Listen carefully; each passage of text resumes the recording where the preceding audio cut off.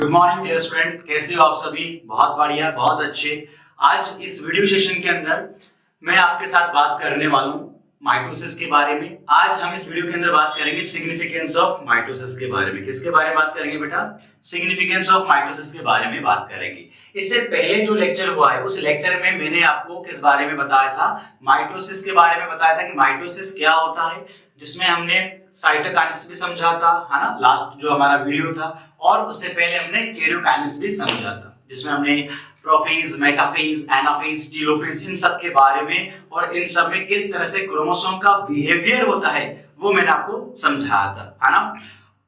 आज बात करेंगे माइटोसिस के सिग्निफिकेंस के बारे में कि क्यों होता है माइटोसिस किसी लिविंग बीइंग के अंदर या लिविंग ऑर्गेनिज्म के अंदर। करेक्ट बात बेटा। तो चलिए स्टार्ट करते हैं अपन आज का अपना लेक्चर, जिसमें हम बात करेंगे सिग्निफिकेंस ऑफ माइटोसिस। तो होप सो कि आप लेक्चर को बहुत अच्छे से देखेंगे, बहुत बढ़िया देखेंगे, वीडियो लाइक कर देंगे, चैनल सब्सक्राइब कर देंगे। और पहला पॉइंट हम डिस्कस करने वाले हैं about the maintenance of the cell size. ये क्या है? पहला सिग्निफिकेंस है किसका? माइटोसिस का। हमने लेक्चर के स्टार्टिंग में जब मैंने आपको बताया था सेल डिवीजन क्यों होता है, ओके, तो हमने डिफरेंट रीजंस पढ़े थे कि भाई सेल डिवीजन जो होता है वो सेल के न्यूक्लियो या साइटोप्लाज्मिक न्यूक्लियोप्लाज्मिक रेशियो को मेंटेन करता है। करेक्ट बेटा, ओके। तो आज इसी बारे में बात होने वाली है अपने इस पॉइंट के अंदर कि भाई आपके पास में क्या है पहला सिग्निफिकेंस, तो maintenance of the cell size. Okay बेटा, सेल साइज को क्या करेगा? ये मेंटेन करेगा। कैसे मेंटेन करेगा? पहले थोड़ी सी थ्योरी पढ़ेंगे, फिर इसको एक्सप्लेन करेंगे। चलिए, तो maintenance of cell size. Mitosis help in maintain the size of cell. A cell when full grown divide by mitosis instead of growing further. This also restore the surface volume ratio and the nucleocytoplasmic ratio, both of which are important for the proper functioning of cell. Alright बेटा, अब समझिए क्या होता है। जैसे सुनो बेटा, actually क्या है, ये मान के चलो आपकी सेल है ना, और ये सेल के अंदर उसका क्या है बेटा? न्यूक्लियस है। अब न्यूक्लियस आपको पता है क्या करेगा? सेल की ऑल एक्टिविटीज को क्या करता है? कंट्रोल करता है, रेगुलेट करता है। इसलिए हम इसको कंट्रोलर ऑफ सेल भी बोलते हैं या डायरेक्टर ऑफ सेल भी बोलते हैं। अब क्या होता है बेटा कि जैसे जैसे सेल का क्या हो रहा है, आगे ग्रो होती है, ग्रोइंग फेज में आई, तो क्या होता है? सेल का साइज बढ़ता है। तो जैसे जैसे सेल का साइज बढ़ता है तो वैसे क्या होता है, जो कंट्रोलेशन पावर होती है आपके पास न्यूक्लियस के पास, वो धीरे धीरे कम हो जाती है। इससे क्या होगा? सेल का साइज तो बढ़ गया आपके पास में, दैट मीन आपका न्यूक्लियोसाइटोप्लाज्मिक रेशियो जो होता है वो डिस्टर्ब हो गया बेटा। क्या हो गया? आपका न्यूक्लियोसाइटोप्लाज्मिक रेशियो डिस्टर्ब हो गया।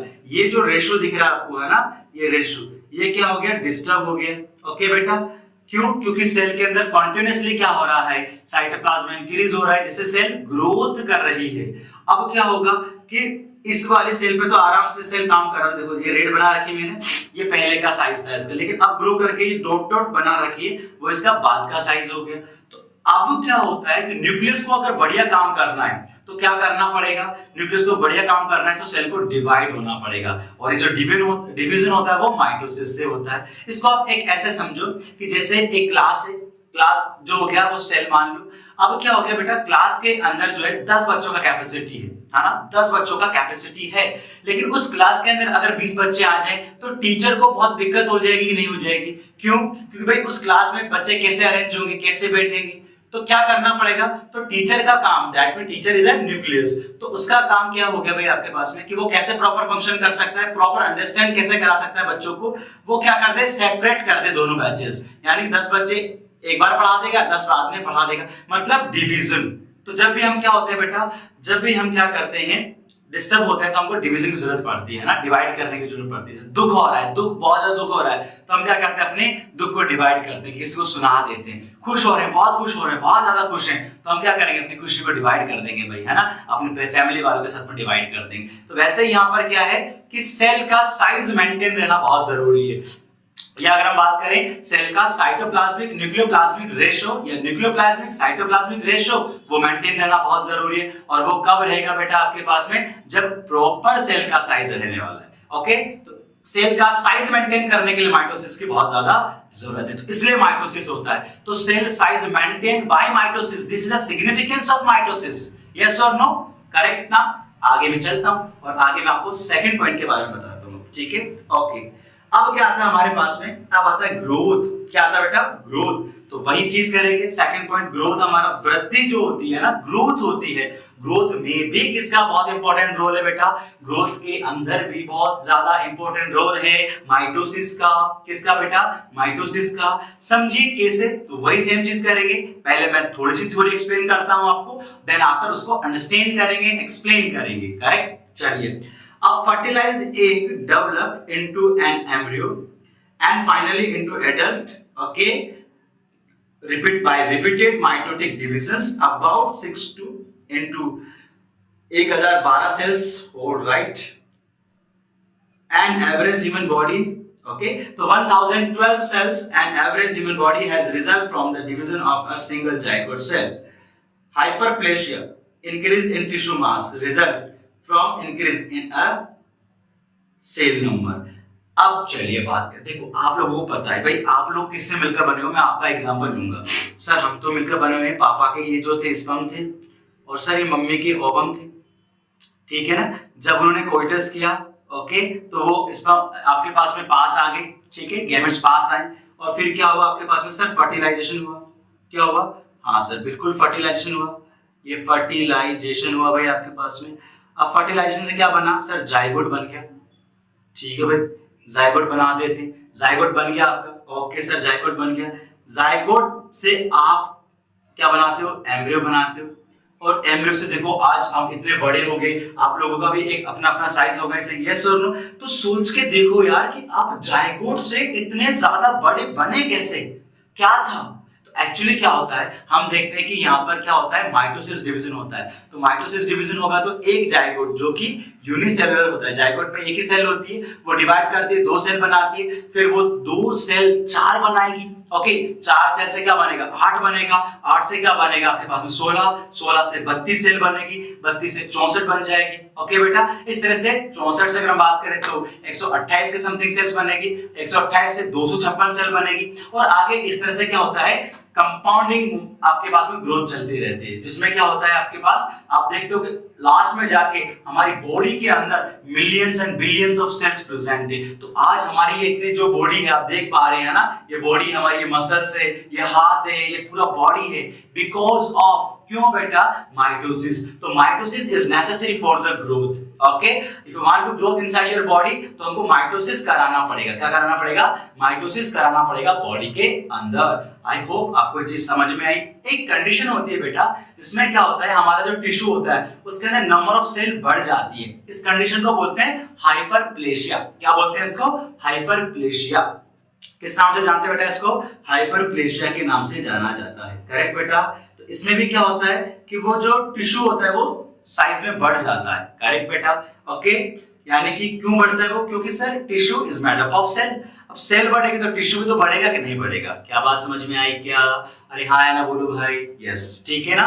तो इस तरह से क्या हो गया हमारे पास में, ग्रोथ में भी माइटोसिस का रोल होता है, बहुत इंपॉर्टेंट रोल है बेटा, ओके। तो ग्रोथ कह दो, डेवलपमेंट कह दो, एक ऑर्गेनिज्म जो ग्रो करता है, ओके बेटा, वो माइटोसिस की वजह से होता है। किसकी वजह से होता है, माइटोसिस की वजह से होता है।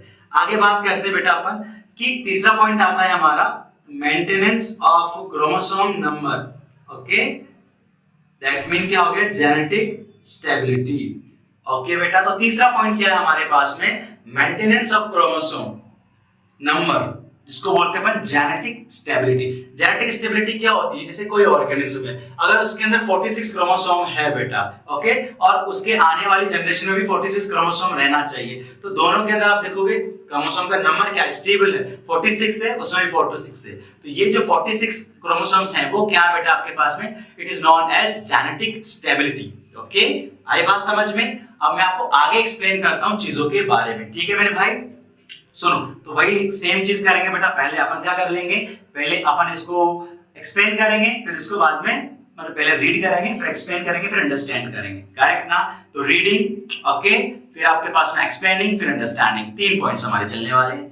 Mitosis keep the number of chromosomes equal in all the cell and individuals. In other words, mitosis provide a complete set of genetic information to each cell since DNA is duplicated in the S phase period to mitosis.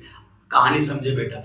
Actually क्या होता है, mitosis एक ऐसा division है ठीक है, जिसमें क्या होता है सेल डिवाइड होती है। तो सपोज दैट हमारे पास में ये सेल में बनाता हूं, इधर ये मैं सेल ले लेता हूं, ये सेल है बेटा, ये सेल डिवाइड हो रही है और इस तरह से दो सेल्स बना रही है। ओके, तो सपोज दैट अगर आपके पास में ये जो पेरेंट सेल है हमारी, कौन सी सेल है बेटा ये सर, ये पेरेंट सेल है हमारी। तो दिस पेरेंट सेल अगर इसके पास में 2n है, ठीक है 2n मतलब क्रोमोसोम के दो सेट हैं, तो आपकी जो प्रोजेनी बनेगी उसमें भी कितने सेट होंगे, दो सेट होंगे। अगर इस पेरेंट सेल के पास में n होता तो प्रोजेनी भी कैसे बनती, n बनती। इसका मतलब क्या हो गया कि जितना पेरेंट सेल के पास में क्रोमोसोम होता है उतने ही क्रोमोसोम किसके पास में होते हैं बेटा, प्रोजेनी के पास में होते हैं। ओके, किसके पास में होंगे, प्रोजेनी के पास में होंगे। दैट मीन जितना क्रोमोसोम पेरेंट के पास उतना अपने बच्चों के पास में, उनके पेरेंट्स उनकी प्रोजेनी सेल के पास में। तो यहाँ पर आप देखेंगे कि इसको हम बोलते हैं जेनेटिक स्टेबिलिटी। ओके, तो क्रोमोसोम का नंबर सेम रखा जाए पेरेंट में और प्रोजेनी में, इसके लिए भी क्या जरूरी है बेटा, इसके लिए भी जरूरी है माइटोसिस।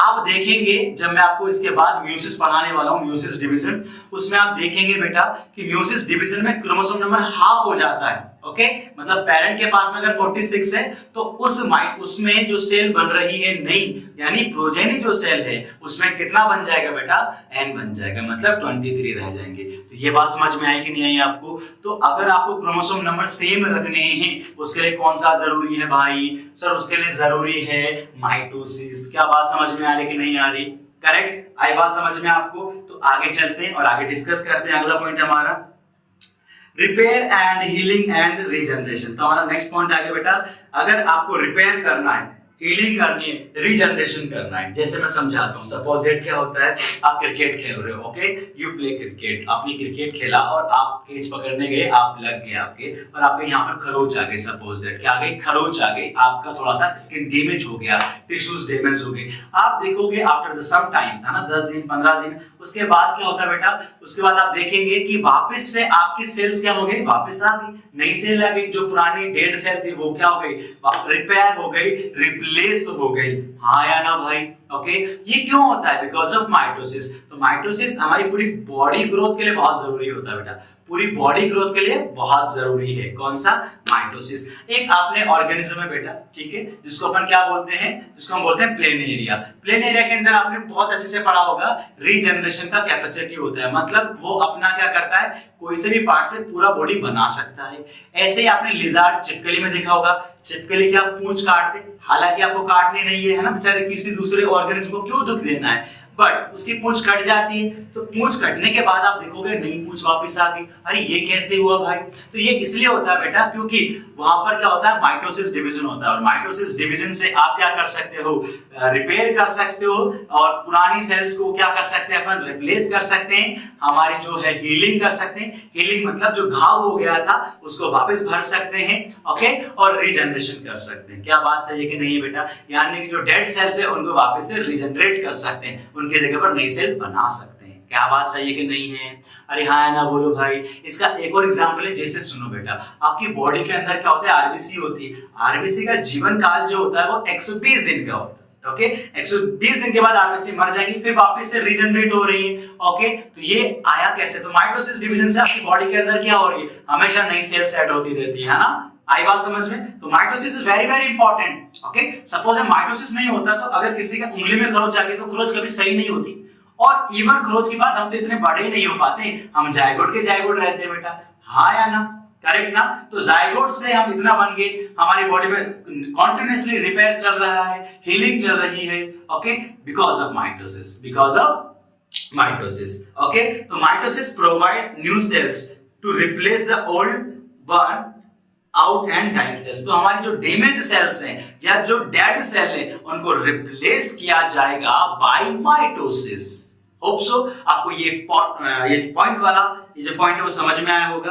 बात करते हैं अबाउट द रिप्रोडक्शन। देखो बेटा, रिप्रोडक्शन दो प्रकार का होता है, टू टाइप का होता है। एक होता है हमारे पास में असेक्सुअल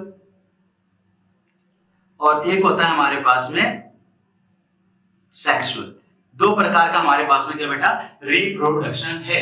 तो देखो दोनों प्रकार के रिप्रोडक्शन में आपके माइटोसिस तो कॉमन है बेटा, यस और नो। इन दोनों में ही क्या मिलेगा आपको कि सर इन दोनों में ही हमको माइटोसिस तो मिलेगा ही मिलेगा, अरे हाँ है ना, बोलो भाई। तो mitosis is common in asexual and sexual, दोनों के अंदर मिलेगा। ओके बेटा, तो देखो अगर रिप्रोडक्शन में माइटोसिस नहीं होगा तो आगे आपके पास में नई सेल्स नहीं बन पाएंगी। जैसे अगर हम बात करें अपने बारे में बात करें तो हमारे अंदर स्पर्म कैसे बनते हैं उसको समझना थोड़ा सा। तो स्पर्म बनाने वाली जो सेल्स होती है उनको बोलते हैं स्पर्मेटोगोनिया। क्या बोलते हैं बेटा उनको? स्पर्मेटोगोनिया। तो एक्चुअली हम बात करते हैं, ये स्पर्मेटोगोनिया लिख देता हूं मैं यहाँ पर, स्पर्मेटोगोनिया, और ये बनती है आपके पास में जर्म सेल से। बेटा किससे बनती है? जर्म सेल, जो हमारी सेमिनिफेरस ट्यूब्यूल्स, सेमिनिफेरस मतलब एसटी ट्यूब्यूल, जो कहाँ होती है? टेस्टिस में होती है। कहाँ होती है बेटा? टेस्टिस में होती है। अब क्या होता है, इनमें होता है बहुत सारा माइटोसिस, और बहुत सारे माइटोसिस से बनती है और स्पर्मेटोगोनियास, बहुत स्पर्मेटोगोनियास बन जाएंगी जो आगे चलकर क्या करेंगे बेटा आपके पास में स्पर्म बनाती है। ओके, तो देखें आप यहाँ पर भी क्या होता है बेटा? माइटोसिस होता है। तो माइटोसिस जो होता है वो गेमेट्स बनाने में भी हेल्प करता है। ठीक है, वो पहले माइटोसिस होता है हमारे अंदर, फिर म्यूसिस होगा। करेक्ट बात बेटा? तो देखो यहाँ पर रिप्रोडक्शन के लिए भी क्या हो रहा है, चाहे से सेक्सुअल हो या असेक्सुअल हो, दोनों में माइटोसिस का रोल है। जैसे हम बात करेंगे अभी, थोड़ा सा पढ़ते हैं फिर और एक्सप्लेन करूंगा चीजों के बारे में आपको। Mitosis bring about the acellular organism, multicellular organism also it play important role in reproduction, asexual and sexual। जैसे मैं बात करता हूँ अमीबा के बारे में बेटा, है ना? तो देखो बेटा अमीबा ये रहा, ये डिवाइड करेगा और दो अमीबा बना दिया इसने। ठीक है भाई, ये क्या बन गए? दो अमीबा बन गए। तो एक्चुअली क्या होता है, जो यूनिसेलुलर ऑर्गेनिज्म होते हैं बेटा, क्या होते हैं? यूनिसेलुलर ऑर्गेनिज्म, जिनको अपन ने यहाँ पर एसेलुलर भी बोला गया बेटा, है ना? Unicellular organism. उन ऑर्गेनिज्म के अंदर क्या होता है बेटा? उन ऑर्गेनिज्म के अंदर आप देखेंगे, क्या देखेंगे कि जो रिप्रोडक्शन होता है वो सिर्फ माइटोसिस के थ्रू ही होगा। तो ऐसे ऑर्गेनिज्म के अंदर क्या मिलता है? सिर्फ और सिर्फ माइटोसिस मिलेगा। जैसे हम बात करें असेक्सुअल में सिर्फ माइटोसिस होता है, सेक्सुअल में माइटोसिस और म्यूसिस दोनों हो जाते हैं। करेक्ट बेटा? अमीबा की कहानी में बता रहा हूं आपको। अमीबा में आप चेक करें तो अमीबा के अंदर क्या दिख रहा है कि सर अमीबा के अंदर माइटोसिस से क्या बन जाएगी? न्यू प्रोजेनी बन जाएगी। क्या बेटा? ये न्यू प्रोजेनी है आपके पास। क्या मेरे भाई? न्यू प्रोजेनी है। आई समझ में आपको कहानी? तो इस तरह से आप समझ सकते हो कि भाई रिप्रोडक्शन में भी माइटोसिस का रोल है, चाहे से हम बात करें सेक्सुअल की, चाहे से हम बात करें असेक्सुअल की। Reproduction is necessary, mitosis is necessary in reproduction. क्या बोलते हो यार, सही है कि नहीं है? यस सर, बिल्कुल करेक्ट बात है, बहुत सही चीज है। आगे बात करते हैं अपन। ठीक है, ये हमारे इस तरह से टॉपिक होता है बेटा। Alright now, okay. और अगर आपको इससे रिलेटेड कुछ डाउट हो तो आप पूछ सकते हो बेटा। तो raise your hand if you have any doubt, okay, and you can also mention this doubt या जो भी आपके डाउट है इन कमेंट सेक्शन। वीडियो अच्छा लगे तो प्लीज यार आपका प्यार, प्रेम, लव सब कमेंट सेक्शन में भरें आप। करेक्ट? और कुछ भी डाउट होगा तो मैं उसका आंसर जरूर दूंगा एज ए गुड टीचर। ठीक है? तो आपको भी अच्छे बच्चों की तरह, ओके, और एक गुड स्टूडेंट की तरह सारे डाउट्स पूछ रहे हैं आपकी। करेक्ट? और बात करेंगे, थोड़ा सा ग्रेटिट्यूड दिखा देते हैं आपको। Okay, thank you so much. आपने वीडियो पूरा देखा, आप कमेंट करने वाले हैं, वीडियो लाइक करने वाले हैं, चैनल सब्सक्राइब करने वाले हैं। ठीक है? जो भी आप करें वो आपका दिल करता है, आपकी इच्छा है। ओके, मैं बट थैंक यू कहना चाहूंगा आपको। बहुत बहुत शुक्रिया आप लोगों का। आप लोग इस तरह से प्यार बनाए रखें। जीसीएस मेंटर्स हमेशा आपके साथ में है, आपके हर परेशानी में आपके साथ हमेशा रहेगा। और एनी टाइम आपको कोई भी दिक्कत हो, कोई भी परेशानी हो, you can contact me in comment section. Alright, I will definitely reply your all comments. Thank you so much, thank you so much. Keep learning, never stop learning. Bye bye, take care.